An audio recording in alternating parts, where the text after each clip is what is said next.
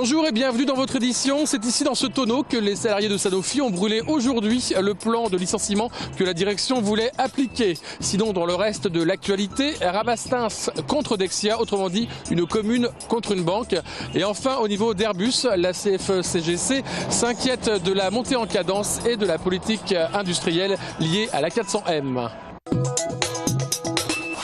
Au feu, la première mouture du plan de licenciement déguisé selon les salariés voulu par la direction de Sanofi. Les salariés de Toulouse, après 8 mois de guerre sociale, ont gagné une première bataille. La Cour d'appel de Paris a signifié que les documents donnés au CCE étaient nuls et invalides. On est sur des attaques sur la forme qui disent, voyez, ce n'est pas un plan de départ volontaire, et du coup qui met Sanofi face à des responsabilités qui ne pourra peut-être pas assumer parce qu'il fait des bénéfices et qu'il n'est pas dans des difficultés financières qui pourraient lui permettre d'aller vers des licenciements économiques. Les salariés de Sanofi ne sont pas dupes, ils savent qu'ils n'ont obtenu qu'un sursis. La direction probablement va revenir avec un deuxième plan et à nous, à ce moment-là, de recommencer la bataille et de la mener aussi fort qu'on a pu la mener jusqu'ici. Les salariés aujourd'hui sont déterminés parce qu'ils ont déjà connu beaucoup de plans de restructuration, ils ont vu que ces plans ne marchaient pas, ils ont vu que ça ne générait que des problèmes de conditions de travail pour ceux qui restaient et des problèmes de paupérisation pour ceux qui s'en vont. Donc maintenant, les salariés ont compris et ne veulent plus faire les frais de cette financiarisation extrême. Une chose est sûre, les salariés de Sanofi se sont réchauffés aujourd'hui sur ce qui leur faisait froid dans le dos hier.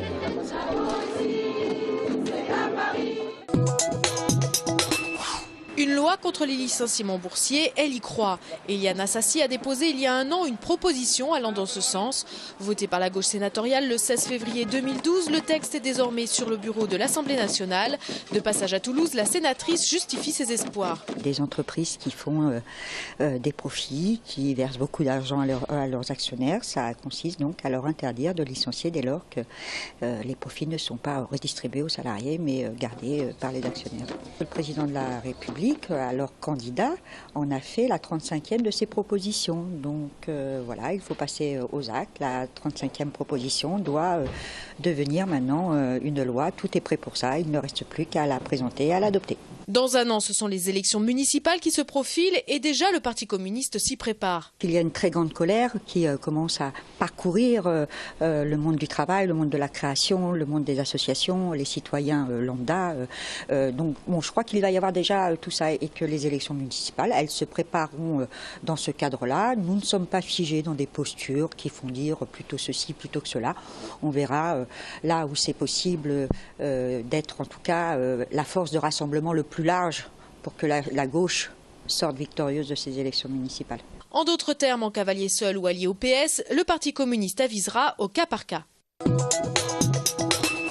Une médiation ratée entre la banque Dexia et la commune de Rabastens. Cette collectivité qui avait, sous l'ancienne équipe municipale, souscrit un prêt de 500 600 000 € à taux variable à la banque Dexia, s'est vue dans l'impossibilité d'accepter l'accord qu'elle lui proposait. Proposition faite à la suite de l'assignation au référé, où la commune demandait une suspension des remboursements pendant 24 mois à la banque. Les élus municipaux actuels ont donc décidé de changer de stratégie. Au 28 mars, nous allons demander à la fois le report sur les 24 mois. Nous allons réajuster, puisqu'aujourd'hui ce n'est plus Dexia à proprement parler, nous avons comme interlocuteur mais la SFIL, et nous allons ensuite faire valoir sur le fond d'autres arguments.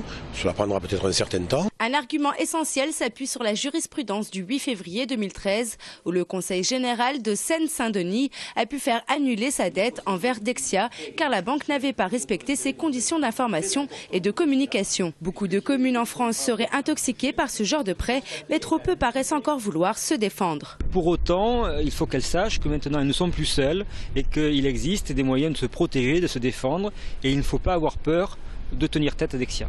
En bref, 1 300 000 € de remboursés en 6 ans pour Rabastens, dont 1 200 000 € d'intérêt. C'est bien ce qu'on peut appeler un prêt toxique. Airbus a livré aujourd'hui son 100e A380 à la compagnie Malaysia Airlines. L'avionneur européen vient également d'annoncer une commande de la Lufthansa de 100 A320 est de 2 à 380. Airbus a revu son organisation pour une meilleure gestion des fournisseurs. Malgré tout, les effets de la montée en cadence ne vont pas s'estomper de sitôt. La CFE-CGC parle de fortes tensions et de stress pour les salariés. C'est autant en interne par rapport à la pression mise sur les salariés, sur leur temps de travail, autant dans tout le réseau de nos fournisseurs de rang 1, de rang 2.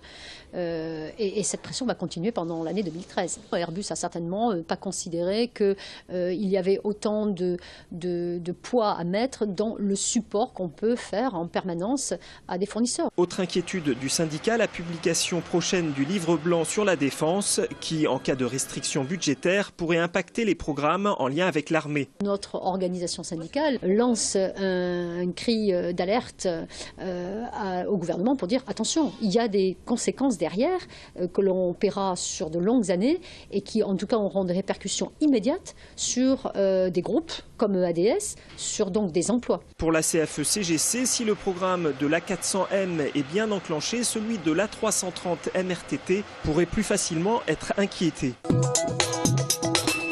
Le groupe Lagardère devrait sortir du capital de EADS d'ici le mois de juillet. Ses actions seraient rachetées par le groupe EADS lui-même, une situation qui fait réagir Jean-Luc Moudinque. Il a donc écrit à Tom Enders, PDG de EADS, et Pierre Moscovici, ministre de l'économie et des finances. Ça va nécessiter que EADS sorte de sa trésorerie immédiatement quelques 3 milliards d'euros. Moi, je me dis, mais est-ce que ces 3 milliards d'euros, ils ne seraient pas plus utilisés et mieux utilisés dans la fabrication d'avions et dans le développement de la production et de l'emploi, plutôt que de rémunérer un actionnaire qui sort. Lagardère, une fois que cette opération sera faite, va engranger une plus-value considérable.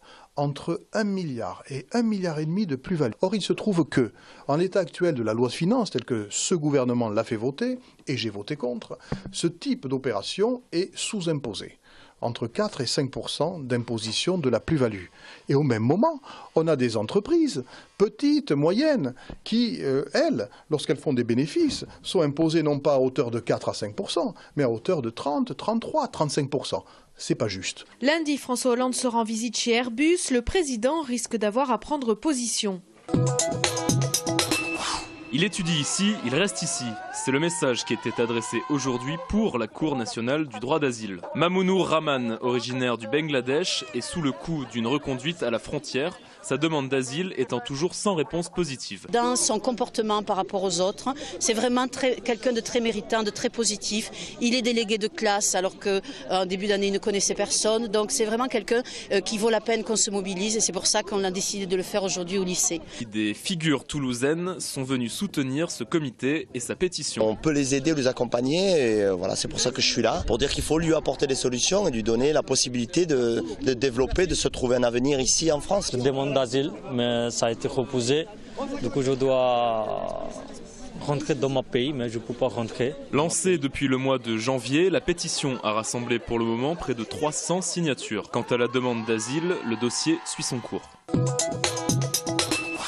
Le festival Ciné Latino, autrement dit des films venus d'Amérique centrale et d'Amérique du Sud, seront montrés à partir de demain et jusqu'au 24 mars. Du Chili au Brésil, en passant par Cuba, la vitalité latine sera montrée à la Cinémathèque, à l'ABC ou encore dans les salles en région. Une thématique intitulée Cinéma et politique reviendra sur les luttes contre les dictatures. Notons que le festival est né de cette résistance à l'oppression il y a maintenant 25 ans. ¿Cómo teníamos la capacidad de seguir viviendo a pesar de esas cosas? Il y a tous les amis. Il y a Miguel, l'homme que j'aimais. Miguel Moro Combat, rue Santa Fe.